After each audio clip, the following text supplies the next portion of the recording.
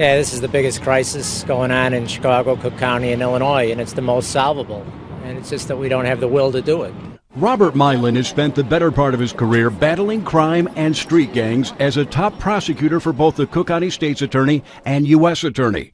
Now a private citizen, Milan says the recent murders of 3 Chicago children in separate gang shootings is a call to action. In light of what happened to the 11-year-old, the 12-year-old, and the 2-year-old, it's time. And the plan is simply this: we bring in the National Guard. Milan proposes flooding neighborhoods like Austin and Englewood with thousands of National Guard troops, barricading about half the entrance and exit points to those areas, and posting guards on those that are open.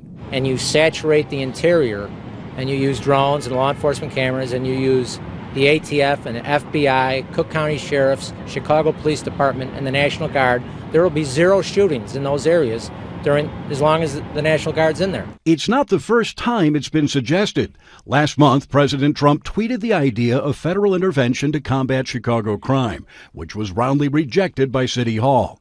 Today, Milan's proposal got the same reception. My initial thought is I'm concerned that it will backfire and there will be even more violence because of it. I think a conversation about militarizing urban America is misplaced. We should take those resources, we should take that money and create after-school programs, create jobs. I understand that there's a long-term game plan, and there should be, for jobs and to deal with the poverty and poor schools and broken families. I get that. But we can't wait for that to happen. The crisis is now. Otherwise, every single week we're going to be talking about kids getting killed. Milan says at the least he hopes to start a conversation that will force Chicago's leaders to take dramatic action to relieve a drastic situation. Dane Placco, Fox 32 News.